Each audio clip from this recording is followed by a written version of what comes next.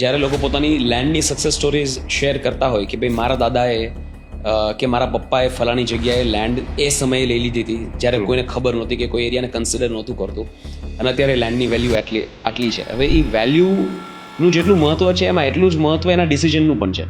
Absolutely right. અને લોકો mostly pride ડિસિઝનનું લેતા હોય કે એ સમયે મારા પપ્પાએ એવી લેન્ડ લીધી કે જે કોઈ કન્સિડર નહોતા કરતા.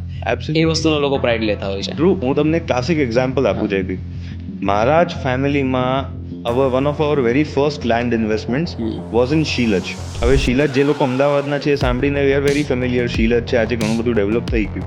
મેં એ સમયનું નાનપણમાં શીલજ જોયું છે જ્યારે we use to send satellite. સેટેલાઇટથી શીલજ જવા માટે ગાડીમાં બધી વસ્તુઓ રેડી કરવી પડે, પાણીનો જગ મૂકવો પડે, નાસ્તો મૂકવો પડે, જમવાનું મૂકવું પડે. શીલજ તો અહીંયા જ છે. Exactly my point. બટ આ જ વસ્તુ 20 વર્ષ પહેલા એસપી રિંગ રોડ જે અત્યારે આટલો મેઇન રિંગ રોડ થઈ ગયો ત્યાંથી શીલજ અમારા ફાર્મ પર જવા માટે it use to take us 45 minutes. એટલો કાચો રોડ. અને આજે તમે શું વર્ડ વાપર્યો? શીલજ તો અહીંયા છે. હા, Next કોફી પીવા જઈએ આપણે શીલજ. કોફી પીવા જઈએ. હું અત્યારે ત્યાં ઓફિસ કરીને બેઠો છું. રાઈટ. એટલે હવે રહેવાનું ક્યાં છે? હજી સેટેલાઇટ જ છે. We have shifted two Thaltej. અચ્છા, બરાબર.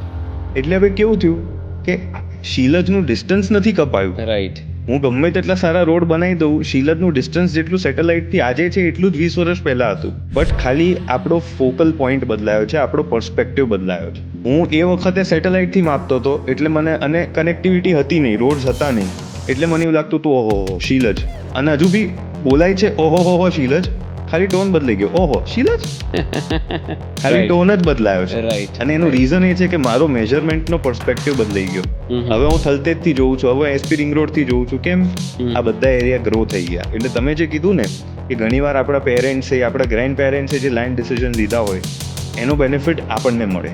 રાઈટ. અને એટલે જ હું તો અત્યારે જેટલા યંગ લોકોને મળું હું એમને એ જ કહું છું, તમે બી એવું કોઈક ડિસિઝન લો કે તમારા ગ્રેન્ડ કિડ્સ આ સ્ટોરીઝ બોલી શકે.